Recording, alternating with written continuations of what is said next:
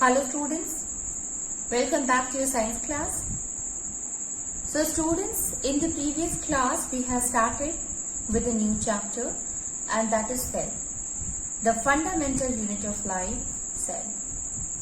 Why we are saying that fundamental unit of life?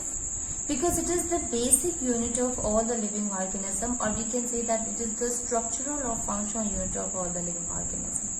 Basically, all the living organisms are made up of a very smallest unit, and that smallest unit is called as cell.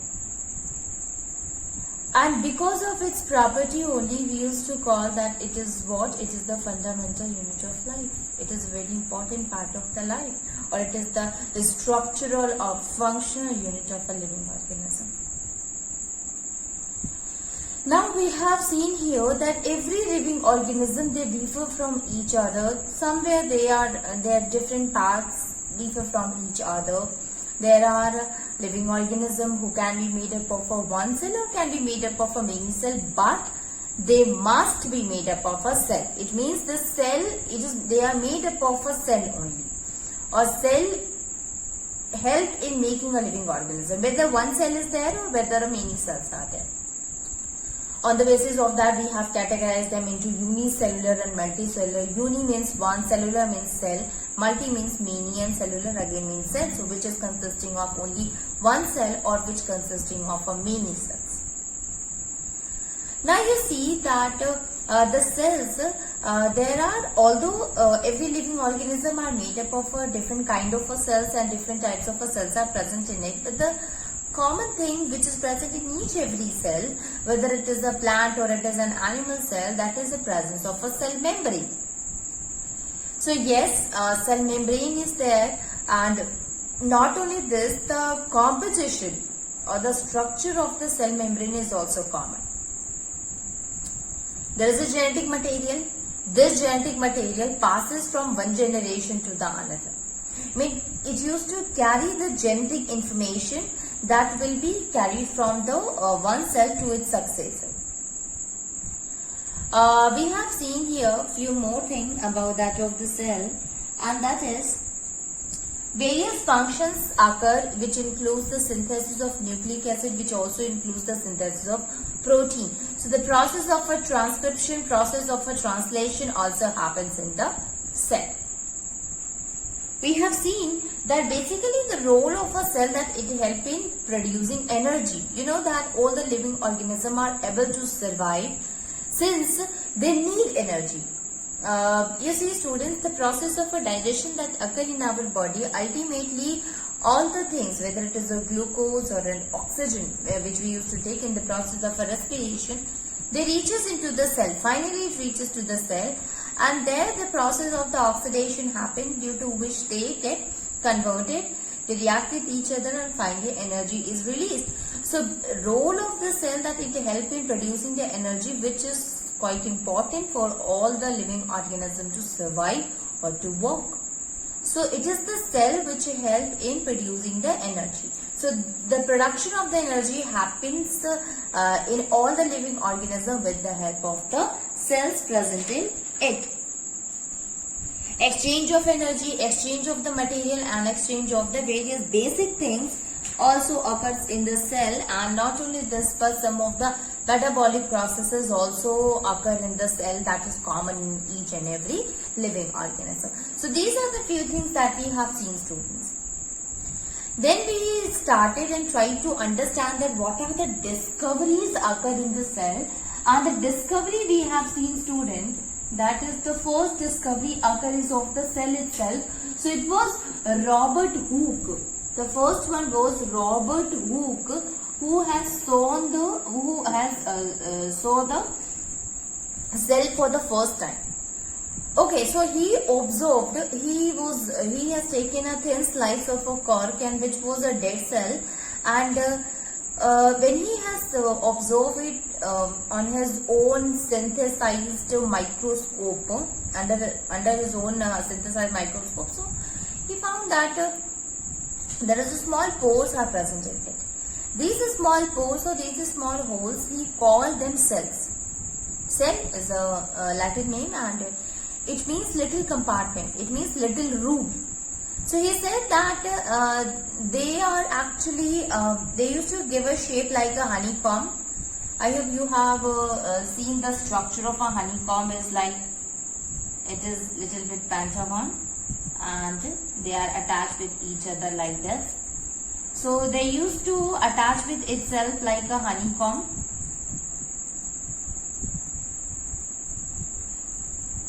Like this they are attached with each other. So he said that these and in between them there was a hole. When he saw that, since it was a dead cell, so he saw that there was a simply hole is there and it's like a honeycomb pattern, like a structure was there.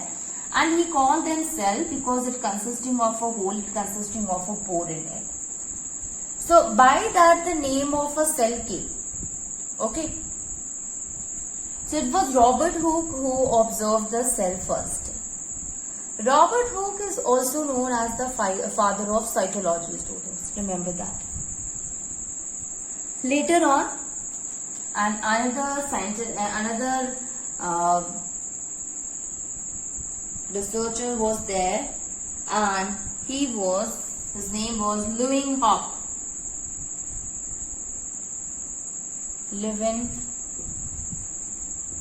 His name was Antony van Leeuwenhoek. So he, with the help of his improved microscope, he has seen the cell, and this time he saw the cell which is a living cell. And actually he saw a sperm cell. Okay, so we can say here that the living cell is observed by Leeuwenhoek, and he also observed it with his own improved microscope, which we call as a compound microscope. Okay, so he discovered the free living cell.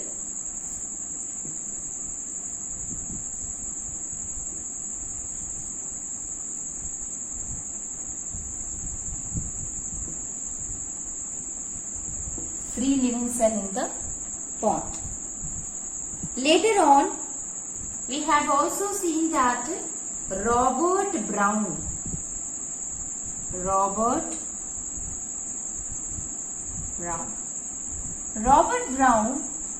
he discovered nucleus. So Robert Brown was a person, while working he saw that there is something else is present at the center of the cell, and which is the core of the cell, we can say, and he called it as nucleus. Since it is the core, so he is present at the center, that's why he called it nucleus. So he discovered nucleus in the cell. Discovered nucleus in the cell.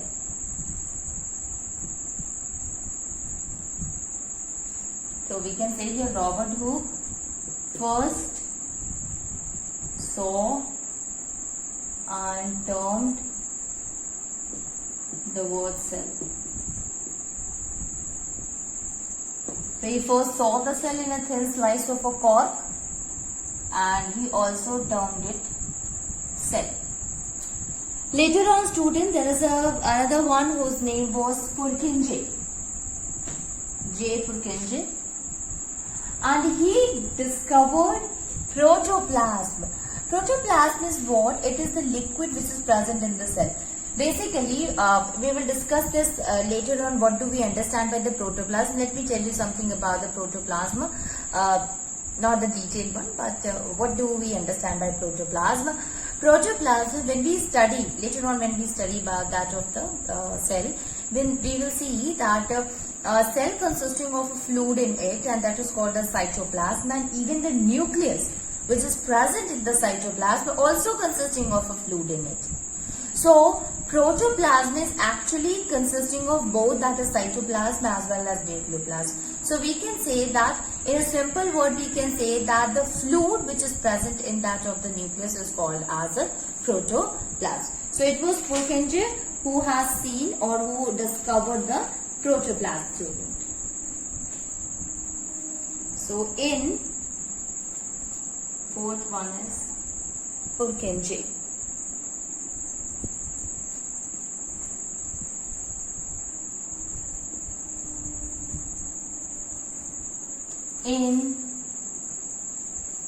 Purkinje was there in 1839.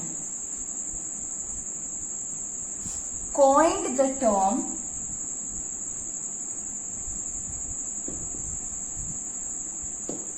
protoplasm.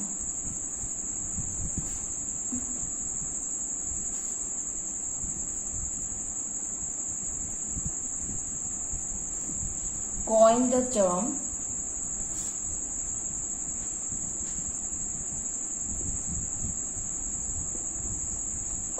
term protoplasm for the living fluid substance in the cell. For the living fluid substance in the cell. So it was Purkinje in 1839. He coined the term protoplasm for the fluid substance, for the living fluid substance which is present in the cell. There was two researchers, we can say. One is botanist and one was geologist. Or we can say the two biologists was there. They were working on the different cells. That is, they were working on the plants and one is working on the animal cells. And ultimately, they had given a theory which we called as a cell theory. So we will see about them. Sheldon and Swan. Sheldon and Swan. And Sheldon and Swan. Sheldon in 1838 and Swan in 1839. So let me write those all things also. Sheldon in 1838 and Swan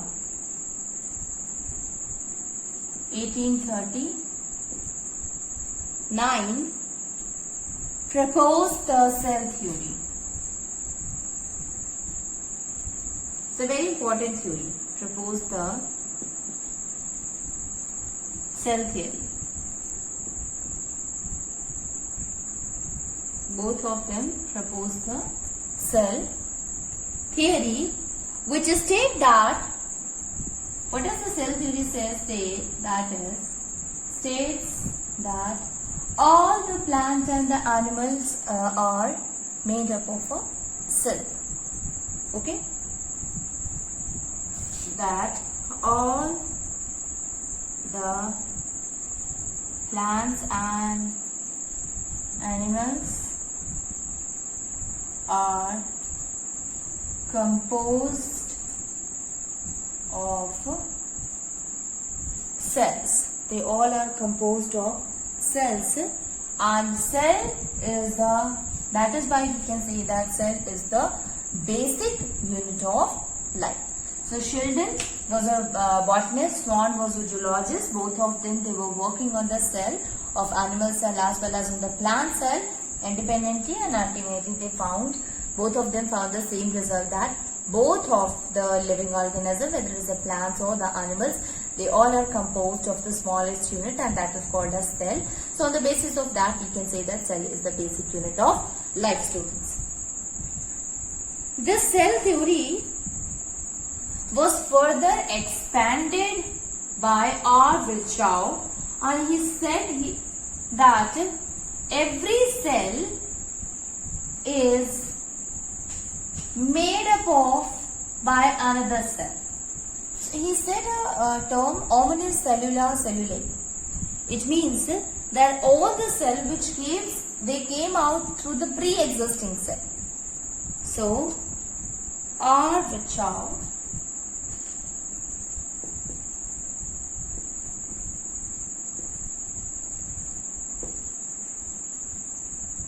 in 1855 further expanded the cell theory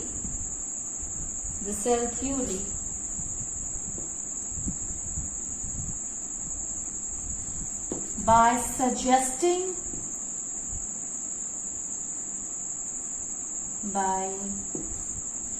suggesting that all cells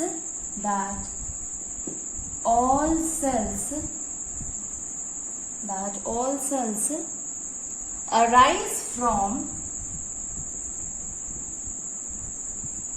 the pre-existing cells. All cells arises from pre-existing cells. Okay, so this was further expanded by him. So by all this we have understood the discovery of the cell. Later on, student, microscopes were discovered. We will continue to understand that one also, that how the discovery of the microscopes occur. And with the help of the discovery of the electron microscope, which was discovered by Max Knoll and Ernst Ruska, and both of them had discovered, because of that they got the Nobel Prize in physics. And because of the discovery of the electron microscope, that will help a lot to understand the structure and function of the cell organelles. It means the organs which is present inside that of the cell. Okay, so these are the few things which we see that of what are the things which get discovered in the cell. Okay, of cell. So discovery of cell. Now let us try to understand about the microscope as well as its history.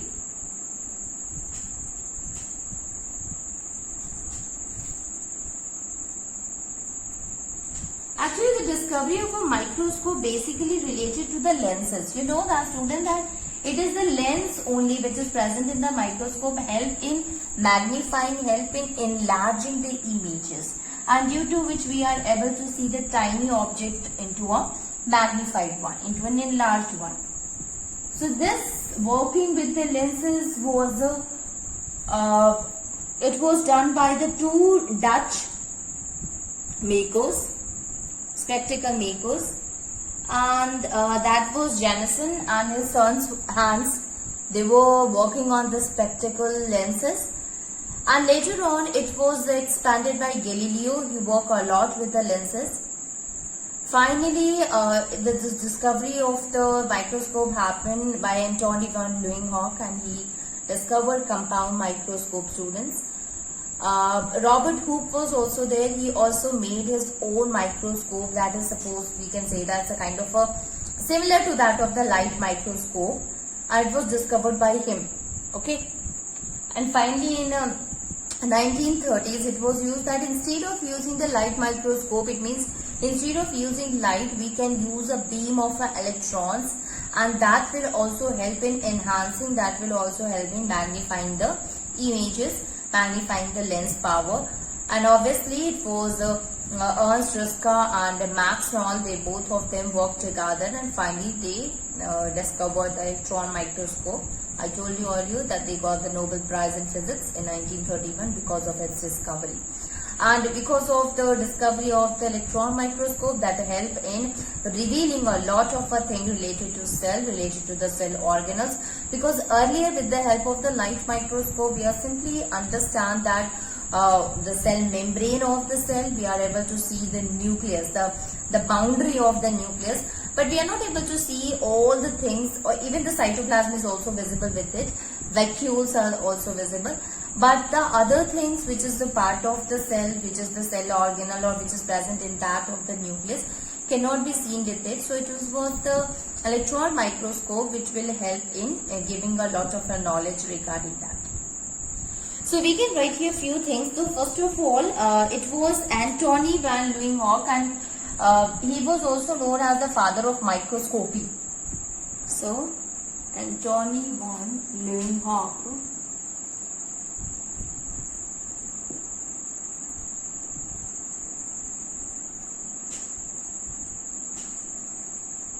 Leeuwenhoek, also known as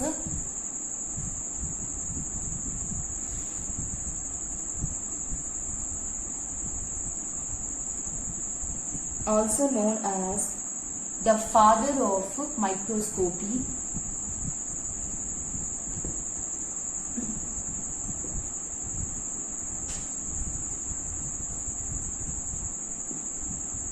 the father of microscopy,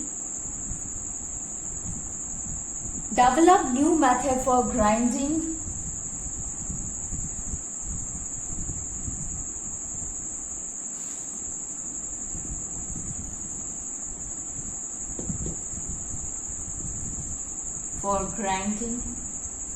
and polishing the lenses.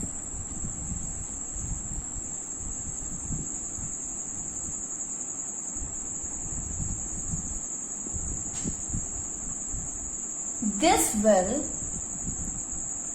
increases the magnifying capacity,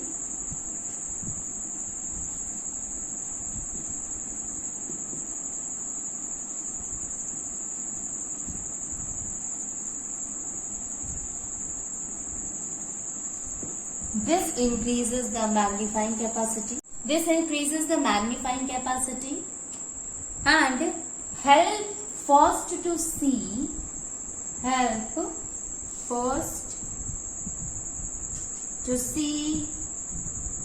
yeast,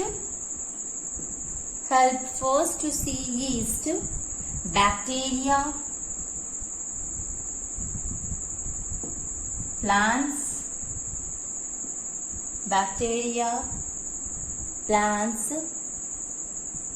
circulation of blood,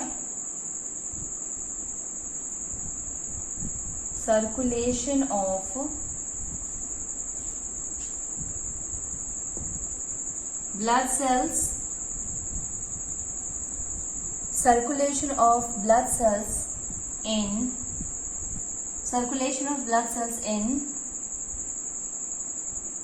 in capillaries.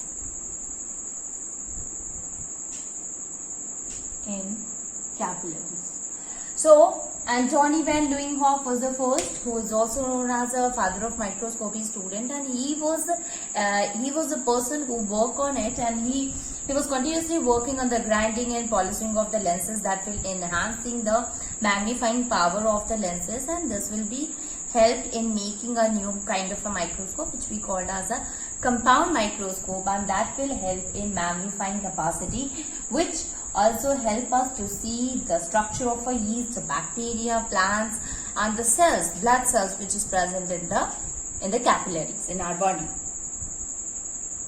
You see, students, that Robert Hooke also worked on it, and he also designed his own microscope by copying that of the kind of a microscope made by Leeuwenhoek.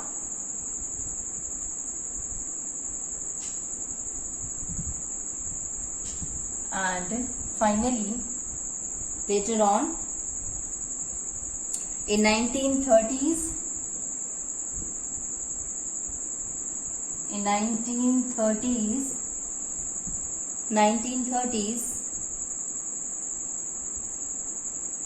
an electron beam, by using an electron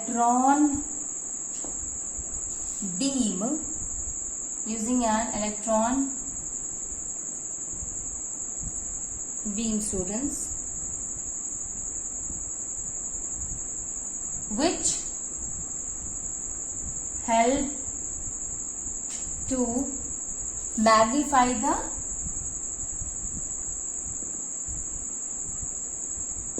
the glasses, which help in magnifying the glasses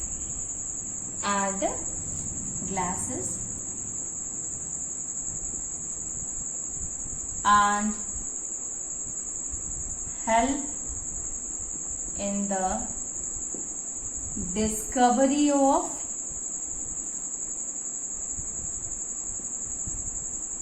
electron microscope.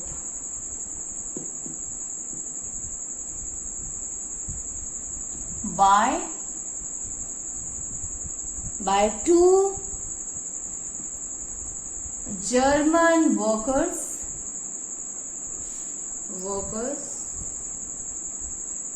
They were known as Max Nall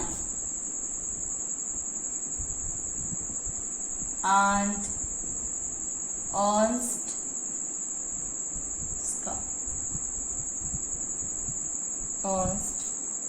Ruska.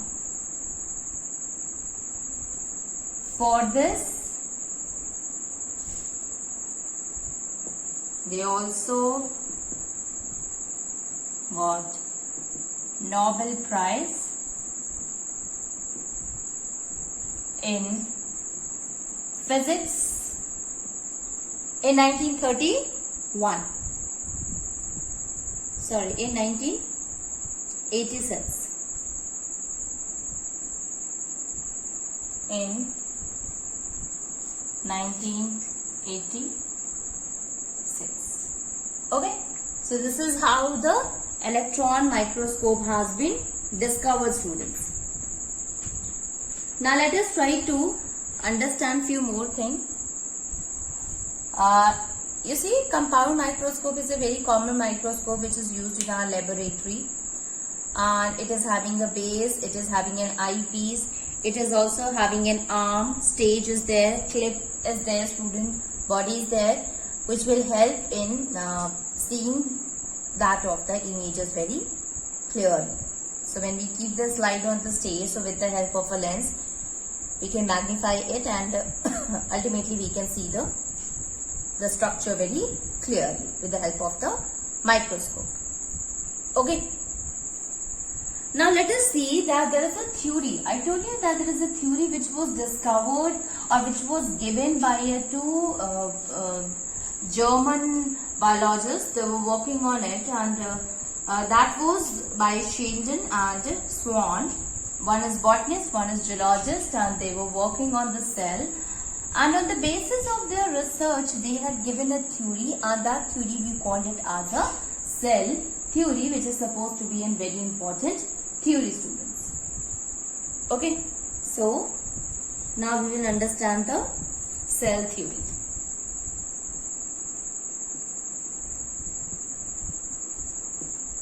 Cell theory. So, German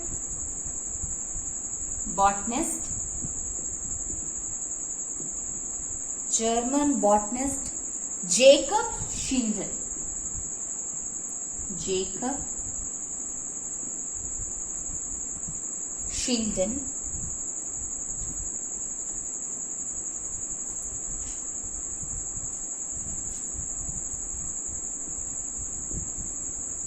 Jacob Sheldon in 1838 and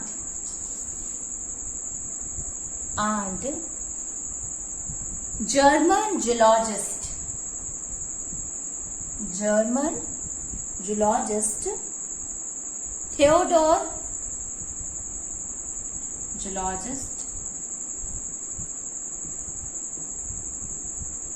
Theodor Swan.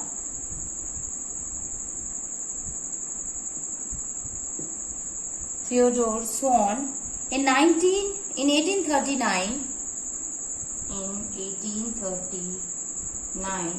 established the cell theory. They established the cell theory. It was Jacob Sheldon and Theodor Swan, both of them German. One is botanist, one is geologist. Both of them work on that of the theory, and they called it as a cell theory.